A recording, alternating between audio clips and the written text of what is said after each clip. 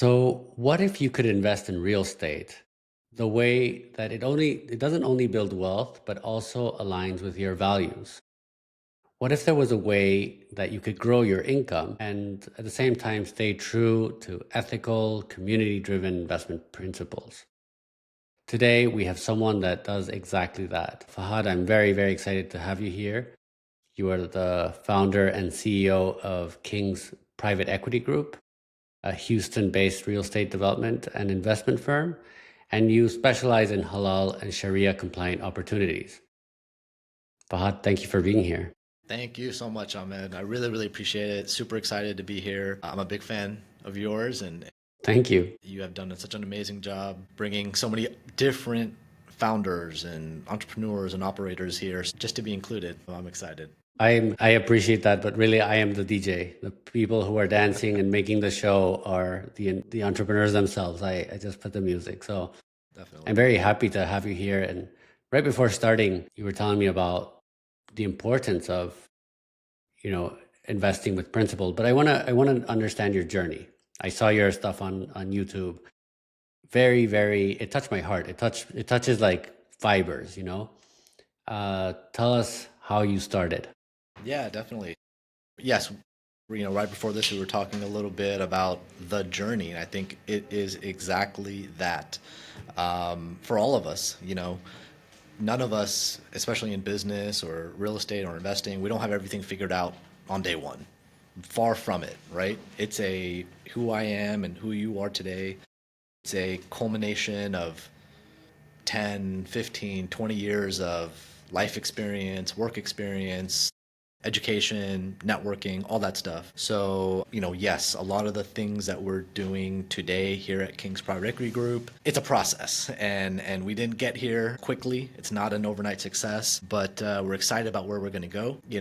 To answer your question, in short, I was born and raised here in Houston, Texas, to a Pakistan immigrant family. Both my parents immigrated here to the USA in 1980, and me and my siblings who were born here, raised here, educated here, and definitely benefited from the American system, the education, while getting to keep and experience our Eastern culture, our values. The family aspect of it was very, very important growing up. And I think that, again, molded us to be special and who we are. And I think what makes America so great is that we have the people who really succeed here. The opportunity is here. You just got to go and get it. And, the grit, the drive, the dedication, all that stuff, it comes from within and who we are. So what I ended up doing, I've always been very business minded. I was that kid who wanted to make an extra buck, right? Somewhere in school, I was selling candy or doing chores outside of home and all that. And that translated into me going to school, studying business, finance, economics. And that was just school. I didn't really know what I wanted to do or where I wanted to go. I just knew that I wanted to be in business. And after that, I got into financial advising at a big company, Bank of America, Merrill Lynch. Great, great learning platform for me. I went there, I learned the banking system. I was in the private wealth advisory side, so I got my FINRA licenses, my Series 7, Series 66. I went through that whole process and then was working with clients. I was a junior member on a large advisor team, so I was kind of learning as we go, helping the client help deal with family offices, high net worth individuals, nonprofits, organizations, all that stuff. And I think it was a great learning experience because I got to see where people came from, right? If you're a private wealth client, you made your money somewhere. It wasn't necessarily by buying and selling stocks. It was you had a business, you had a service, you had a product. And then I was watching a lot of people put their money into real estate, right? We pitched that as one of the best investments you can make. And from there, I said, man, I want to be on the other side of the table. I want to be them, coming to an advisor and saying, "Hey, help me. What do I do with my money?" and stuff like that. So in COVID in 2020, like many, many other people, we moved from the corporate towers to work at home, which was completely different You're talking to a guy who I spent the last 10 years waking up at 5:30 a.m., putting my suit and tie on, driving downtown to sit in this big glassy building. Now we're at home and we're servicing our customers and clients digitally. And it opened up a lot of time. To be honest, for the first time in my life, we had the time and energy to kind of do something on the side, right? And that's where me and my wife got into real estate. We actually started, we bought a townhome, a condo for ourselves to live in, right? The plan was for us to move in there. We were newly married and we did a little bit of renovations. And if you can remember, this was 2021. The market was so hot that by the time, before we were done with the renovations, we were getting offers. And I was like, man, Wow. this is crazy, right? Like in a 8-week, 10-week span of time, I was looking at a 25%, 30% ROI on this house flip. The light bulb went off. I said, man, this is it. We got to do this. So we sold that one. And for the next 3 years, we went and did 20 to 25 plus. Same deals, quick in and out, fix and flip. And that's how we got the real estate bug. And naturally, over that time, the amount of deals that we did, we built out our team, we built out our systems, got better on our processes and learning the market as well. And now, here in 2024, 2025, we're just taking it to the next level, doing it ground up. And now we are not just doing it ourselves, we are inviting the people to come and join us on the journey. That first, I want to commend you on how, this will touch a lot of people. I am the same. I am the son of an immigrant. I wasn't born in the States, so I am also an immigrant, but I relate with, You're much better off than what your parents yeah, were. they, Yeah, they had to, but at the same time, we feel a sense of responsibility. absolutely. We feel a sense of need to give back and to belong. We cannot take. Correct. We have to put things on the table, and then that definitely resonated with me. And at the same time, I love how you went from the traditional side, perhaps in a big bank, to now doing alternatives and private investing. What was like the most unexpected lesson there? What was like something that you thought, okay, let's push real estate or let's sell real estate as a best investment, but now that you're doing it, what's the expectation reality like? Yeah, so first of all, on that note, you're absolutely right. We grew up kind of being like everybody else with the mindset of go to school, get educated, get a good job, make a good salary, right? Do what you got to do to be successful in the quote unquote traditional world. And that's what we did. That's what I did. That's what my siblings did. My wife did. Because number one, we didn't know any better. And I do think that you have to you have to have a starting place, right? Now, a little bit older and more experienced. And of course, we live in a different age now, but as you know, it's really hard. You can't just wake up one day and start a business, right? It's like you got to have a plan and you got to have money, you got to have seed money, you got to have funding, all this stuff. So it's not just that quick. So that first 10 to 12 years where we were working that corporate job, it was really a tool to your soft skills and your hard skills, right? You're picking up information, knowledge. Not only that, but you're also meeting people. And that's to me probably the most important thing, right? How to meet new people, how to figure out who they are, what they want, right? At the end of the day, in any business you're in, you're selling. You're trying to figure out how can I be of value to this other person. And that was really, really key. So again, going back to the word journey, I definitely don't think I could have been as successful of a business person today if I didn't have that old school traditional experience. And then to add on top of that, in 2021, yes, it was very, very scary and nerve wracking to leave the job, right? Like at some point, you have to take a bet on yourself. Say, hey, I'm going to leave the 40-hour a week paycheck.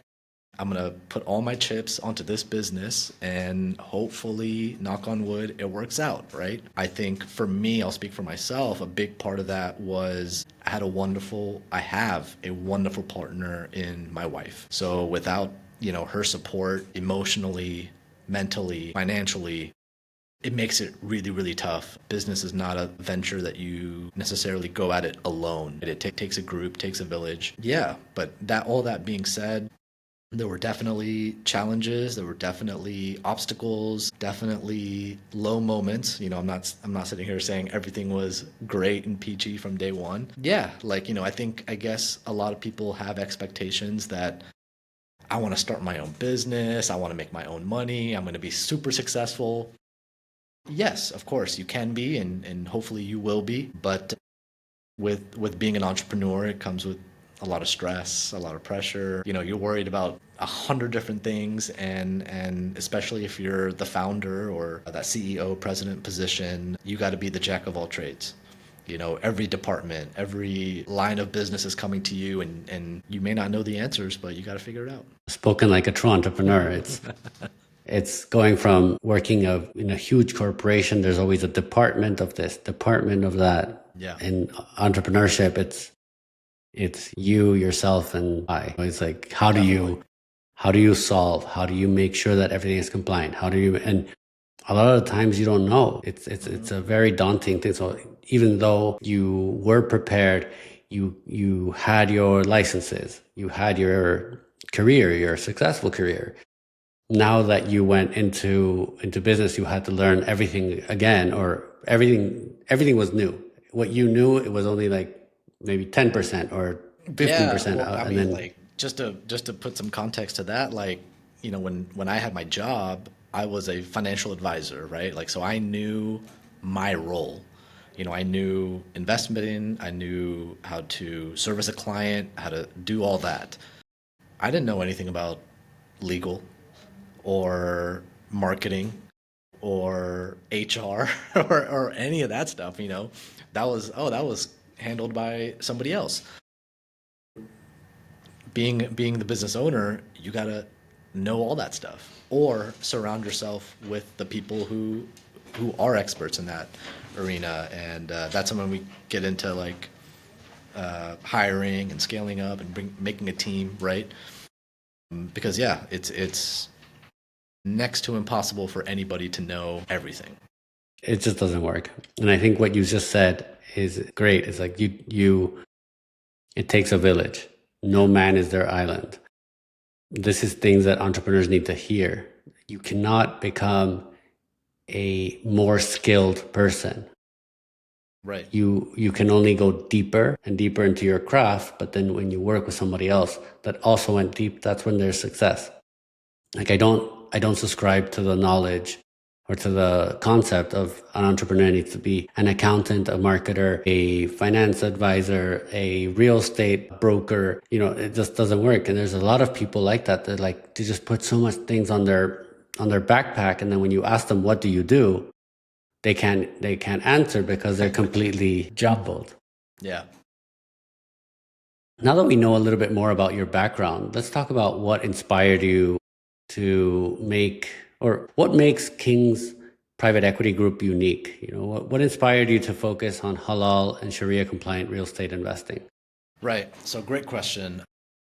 So I'll back it up just a little bit of why we started the fund in the first place, which was, we were doing a lot of real estate deals, smaller deals, fix and flips, all land development deals, stuff like that, where it was just me and myself. As I started, people started seeing what I was doing. Then the questions started coming. Hey, how do you do it? If we wanted to do it too, or if we wanted to get involved, could we do it? If we were to invest with you, would you accept it? And if you did, what would be the returns and all that? And I started off, maybe like some people, or maybe I should say not enough people. I was very reluctant. I was like, hey, I don't want to take your money because, I'm still kind of tinkering with some of the business models myself. And also, to be honest, I didn't want that responsibility of, I take it very, very serious that if I lose my money, okay, fine. Yes, I'll be upset and pissed off because who likes to lose, right? Nobody. But I'll at least sleep at night owning my own mistakes. When we did start taking investors on, I found myself like getting real jittery. I'm like, oh man, like, now we're answerable to other people. And I take that very, very seriously. I treat it not as if it's my own money. It's more than that, right? Just to put it kind of mentally, I'm like, this is like my parents' money, right? I cannot lose this. I cannot mess around with this. So I better be sure that what we're doing is right. It's good. And of course, things happen in real estate and in business. So it's my job to make sure that we have not just one, but hopefully 2 to 3 exit strategies, like backup plan. What about this? What about that? So in that regard, I finally, through some pushing and nudging, I came around to the idea of, okay, let's do a fund. Let me invite people in to share in my journey.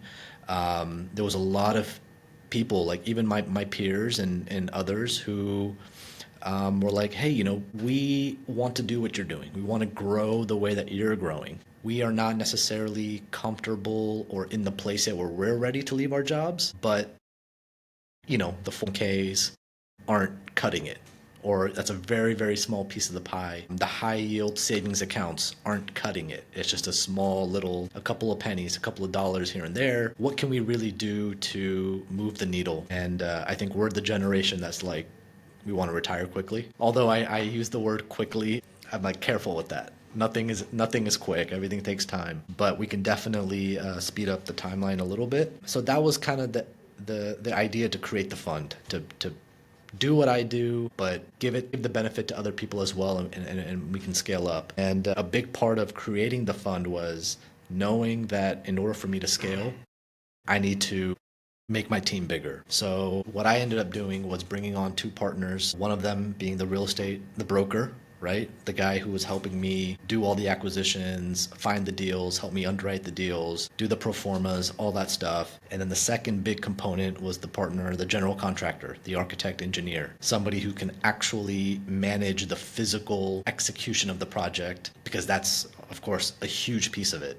We can all look at a deal on paper and it looks wonderful, but until it's actually done and executed, it doesn't mean anything. And that construction and physical labor of the real estate business, it's a very, very time consuming, and you have to be there, or you got to have a manager or a superintendent, someone there managing it. So that was another big thing that I had to solve, which finally allowed me to be where I am now, which is sitting with you, spreading the message, getting investors in, and making them aware and educated, and eventually turning back to them profits. And then you add on top, like you asked, the Halal Sharia-compliant element of it. That really was born out of myself, me, and, I come from a Muslim family, based upon our Islamic beliefs. Anyone who is familiar with the word Sharia law or Sharia compliance, we do have a belief in our religion that,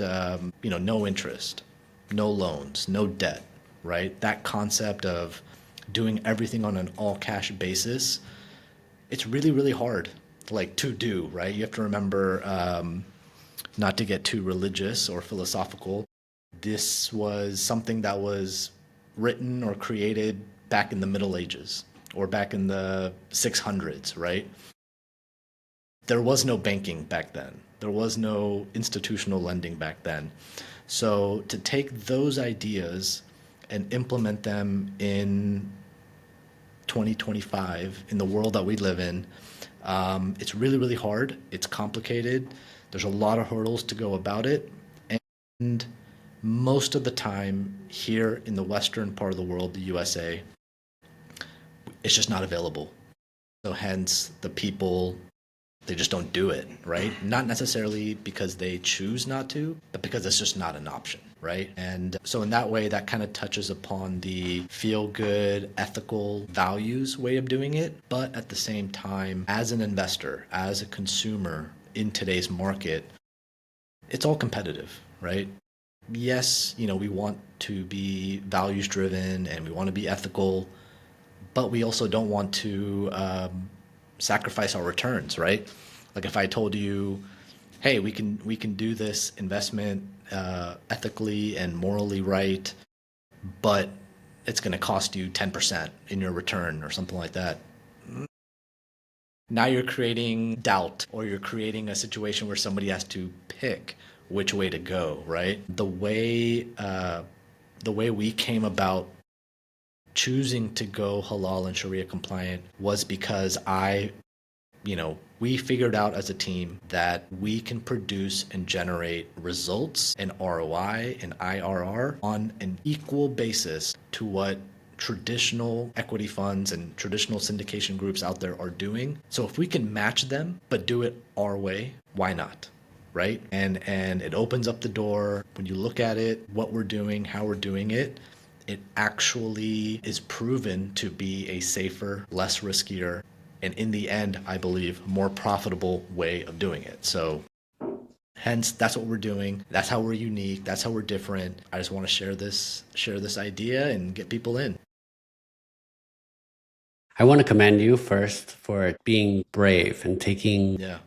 helping your community invest is one of the biggest blessings you can do. I was talking to someone recently who said, "Are you afraid of taking people's money?" Because I also have a fund and I also invest people's money, and money is something incredibly important to someone. I joke around that you would tell someone on the plane when you're heartbroken, but you will never tell them about your finances, your bank account. Like this is not, it's not something that we share. So when someone shares money with you, they don't share money, they share effort. It means family,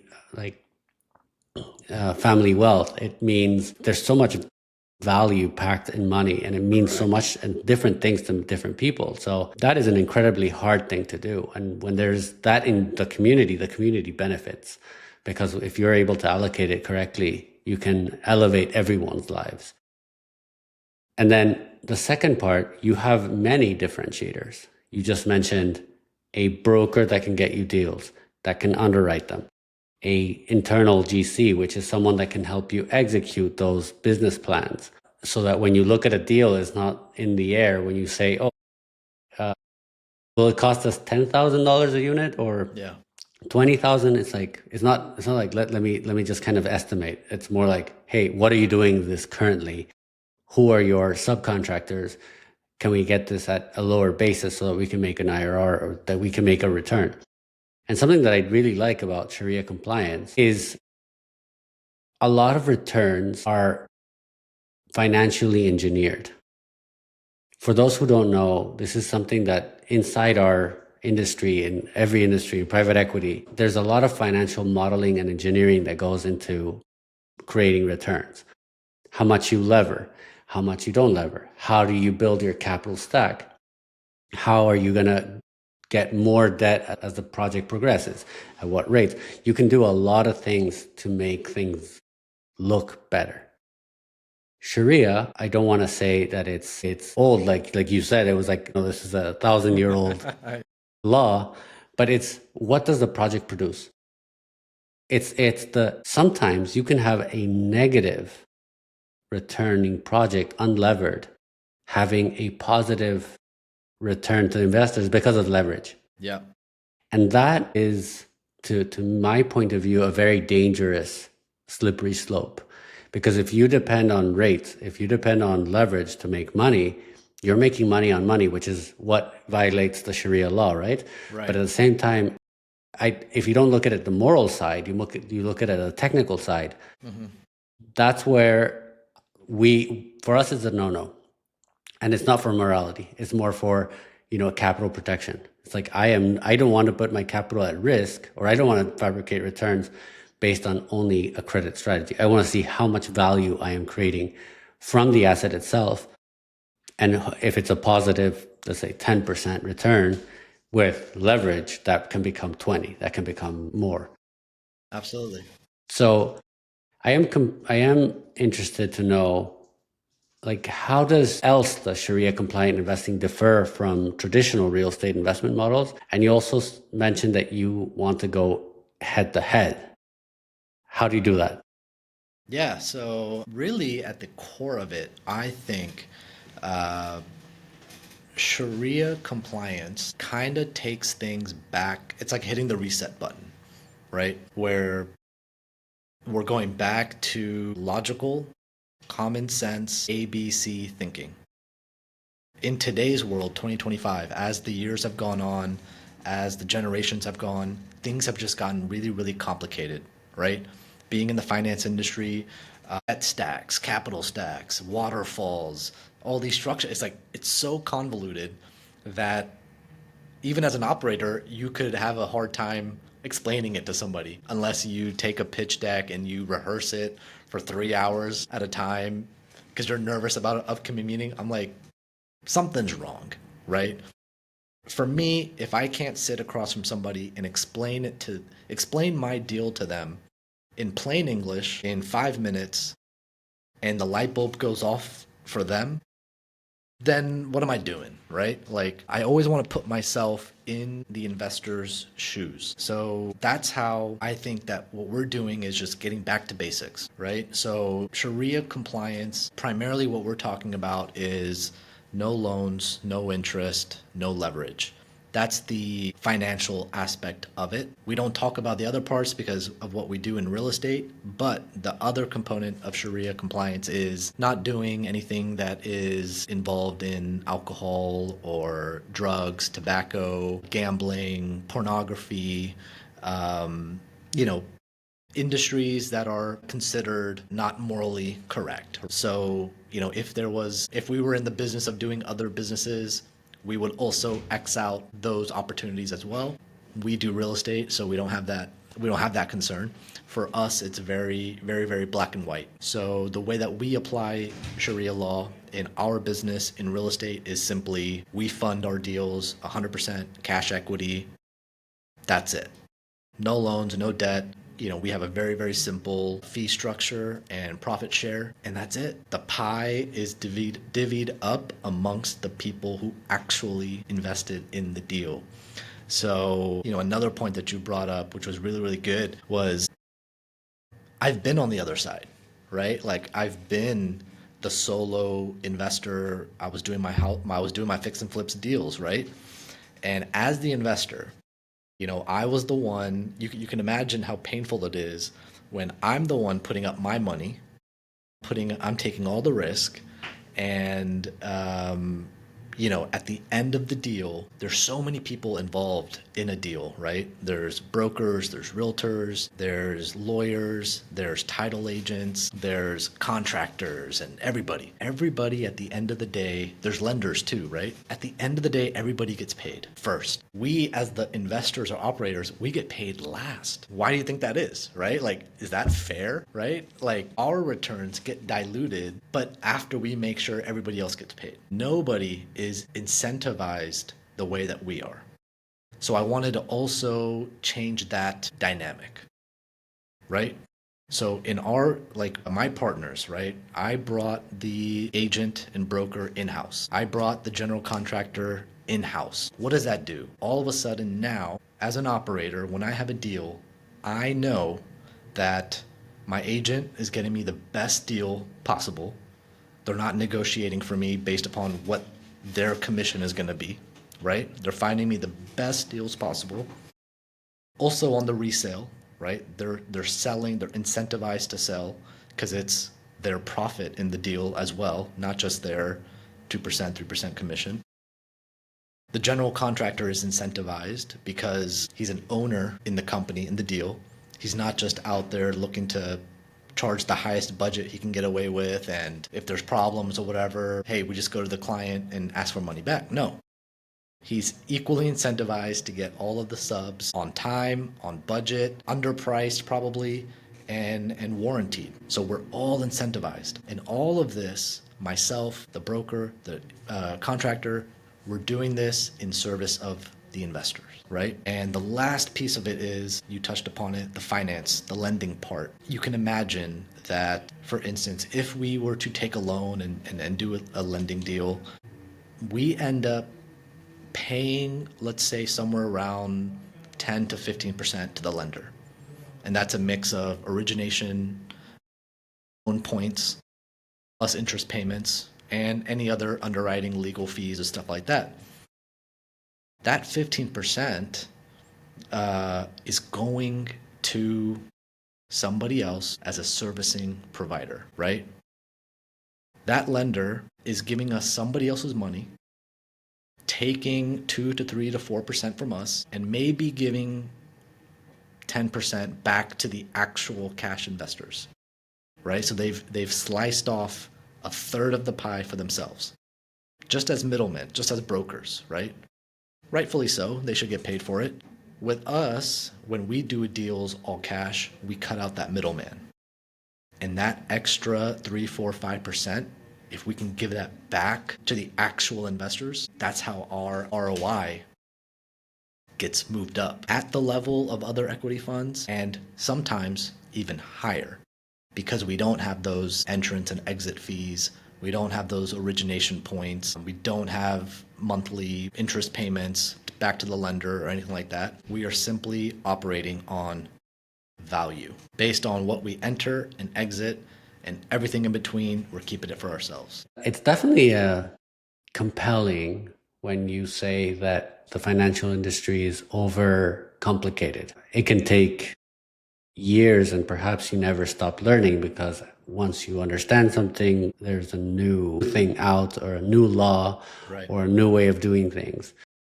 And I found out that I also wanted to, when I came into the industry, I wanted to flip everything that I didn't like upside down. And the more I get into the industry, I also now understand more why people do what they do. Like not everything I think is unethical or perhaps like just done to charge fees. For instance, I love the idea of not investing by yourself. I love when we do a deal and I see that the senior lender is a big pension fund and the LP is going to be Carlyle, Blackstone. It's sort of like we all want to win. Yeah. Perhaps there's some groups that are a little bit more sharky than others that maybe want to win eating your cap stack people. But in general, we can assume that people want to win, beat the market, essentially. Correct. They do the product to beat the market, not to beat themselves. And that, to me, gives me more assurance, gives me like, okay, these two guys did their due diligence. My due diligence is a little bit less. I don't have to spend as much because I can lever their expertise. I can lever their eyeballs. I can lever their knowledge. And that puts me into a better position. How do you do it in your side? Because here you are doing the underwriting, you're doing the construction, you are taking all the equity. But how do you, maybe you can run us through an investment opportunity that you did or didn't do. Right. To showcase how you think about taking a deal or passing on it. Yeah. So you brought up a really, really interesting point about the capital stack, right? And another thing that I like to highlight to our potential investors is, just like you just mentioned, right? If you're doing a deal and the senior lender is a Carlyle group, the junior lender is a Blackstone, and then that third level, which could be a family office or even an individual, right? Yes, I get what you're saying. There's comfort in knowing that, oh, if those two big whales are into this, surely they know what they're doing, so we got to be safe and let's follow them along, right? And let's join the group. 100%, I'm all for it. It's a great thing to do, but I like to remind that individual person that you're talking to, remember where you are in line, right? If the deal falls short of any type of projections, who gets paid first? Carlyle. Who gets paid second? Blackstone. And then you get the crumbs that are left. Hopefully it's still there for you, but just remember that you are in line behind senior people before you. So that's just a way of the world, and that's how it is, and that's the system, right? So how we're doing things differently here is, typically in a deal like ours, we don't necessarily have classes or we don't have levels to our capital stack. And just to give an example, for instance, right here in Houston, we are starting up a 15 single home development project. And just to give you basic numbers, right? Like we've got, if we buy a piece of land that's shovel ready, designed, planned, permitted, ready to go for, let's say, $800,000, right? And then we do our budgets and we figure out, hey, we need 3 million for the construction. Our project total is 3.8 million, right? We raise the 3.8 million all cash, and based upon your investment, you're given that pro rata percentage ownership, right? We take that 3.8 million, we build our 15 homes, and at the end of it, we end up, let's say we sell it for 5 million, right? We sell all 15 homes for 5 million. After, closing costs, title fees, all that, we net, let's say 4.7. So that our cost was 3.8, our profit or our net sale was 4.7. That leaves us with about $900,000 in profit, which, as a fund, we take a small piece of the profit share in the ownership. The majority of it goes back to the investors, 100% pro rata based upon their share of the ownership. If you invested 500,000, you get first place, or if you invest less, you get last place. Typically, also, we don't work off of like a preferred or a waterfall or anything like that, right? We operate very straightforward, very transparent. Whatever the profit is, the whole pie gets delivered. Nothing would make me happier. Nothing makes me happier than beating our projections, right? A lot of operators out there, they use the projected return as like, that's our level, right? Hey, we might go under this level. And if we go over, we're going to increase our profit share because we did better, so we should get more. For me, I'm not thinking like that, right? We obviously we underwrite conservatively. We have our projections, and whatever we perform, if we fall short of our projections, the investors are going to fall short of their expectations naturally, right? If we do better than our projections, they should be rewarded for taking the risk, trusting us, believing in us, and we give it back to them, right? No bones about it. I'm not here to take every bone off the plate, right? And my belief is always, of course, if we do a good job, we produce solid returns, we give it back to the people. What's next? What's the next deal? It's a Give me back in, right? So yeah. yeah, that's it. Keeping it simple, common sense, logical. It's I like the no complexity aspect of it. It's very straightforward. It perhaps invites a first-time investor, second-time investor, people that align with the values, more importantly. Right. And you were telling me right before we started that you are super excited to launch your fund, that this is the next level of, you said it at the beginning too. What is the thesis? What are you focusing on? And why did you decide to do a fund instead of keep doing a deal by deal method? Yeah, great question. So our thesis right now is we do residential and commercial real estate. First of all, our first step is land development. We identify land, we figure out what's the best use for it. Is it building residential homes? Is it building a commercial shopping strip? Is it building office, warehouses, storage, whatever it is? Develop the land, figure out what's the best use, and then let's construct and build it, right? Whether it's residential homes, office spaces, shopping strips, anything of that sort. That would kind of be where we're sticking to the Sharia compliance of making sure that what we're building or the businesses that we're inviting are Sharia compliant. And on that regard, when we underwrite the deal, I'm always coming up with multiple exit strategies, right? Strategy number one is we buy it, we build it, we sell it. What does that look like? Typically, that should be, I'm aiming for a 12 to 18 month exit, right? We get it, build it, sell it, right? In and out, 12 to 18 months, let's turn it over.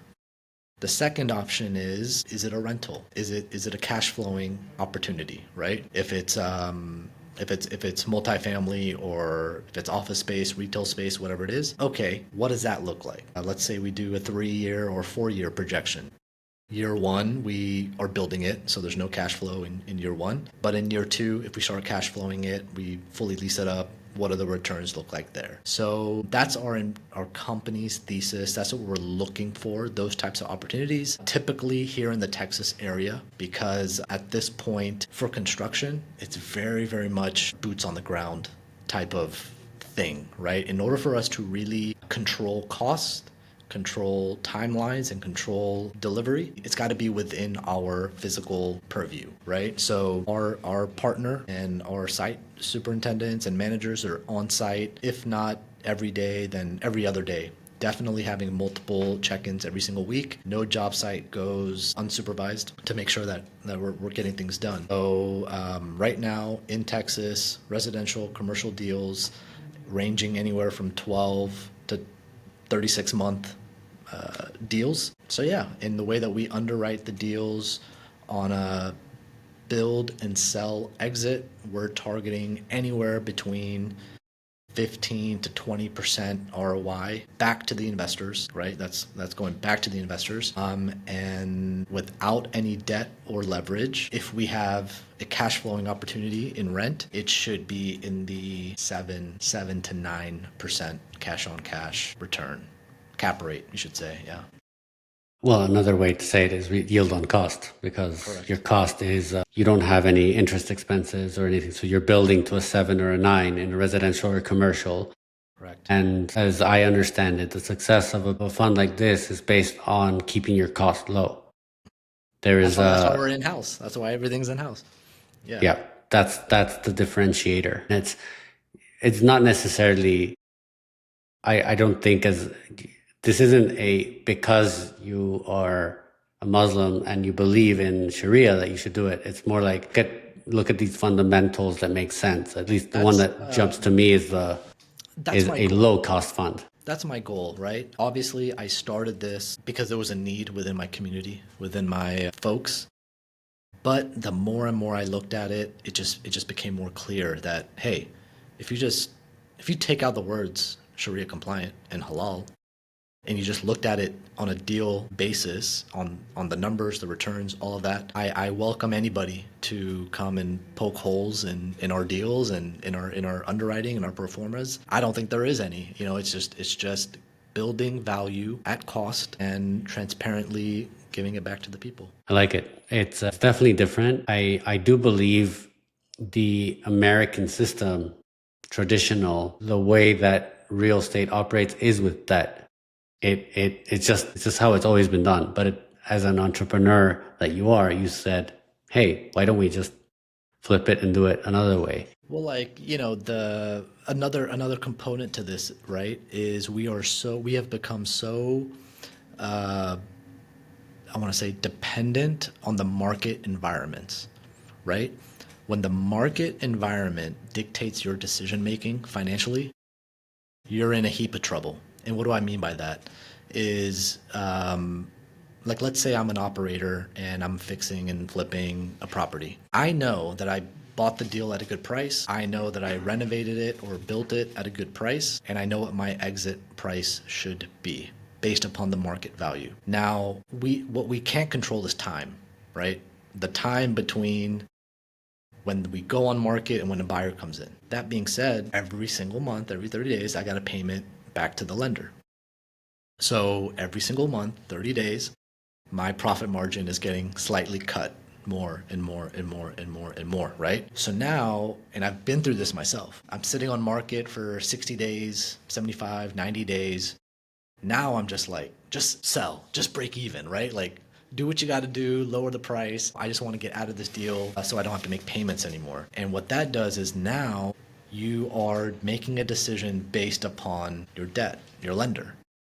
That house is still worth what it's worth, but you're selling because of your timing. Where the way I want us to do it in King's Private Equity Group is, hey, we bought the land, we built the house, the value's there, lock it in, right? The appreciation value is there.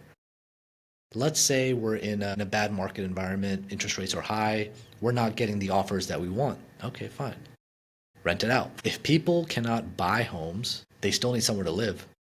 If they can't buy, they got to rent. right? If interest rates stay high and inflation stays high and salaries don't increase, we are very, very much moving to a renter nation. So if we build a product, we lock in the appreciation and value, sit on it, cash flow it, right? Nobody will complain about cash flow. Yes, we projected that we were going to exit and sell this in 18 months. It's not happening. I'm sorry.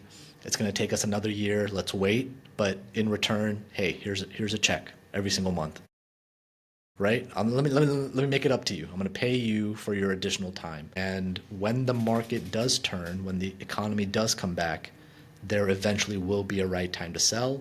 And when it is, you will get maximum value for your property.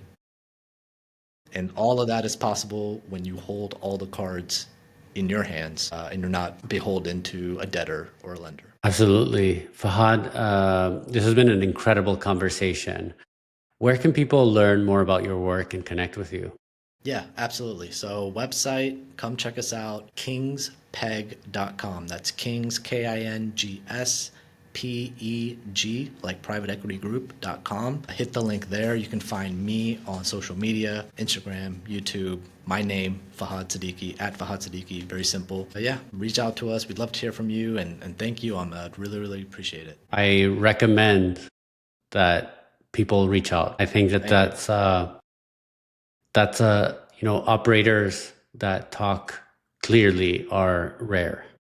So even if you have a question, just, shoot a question. Absolutely. Operators love to talk to people and clarify things. So I do commend you on that, and good luck with your fund and your projects, and we'll be connected.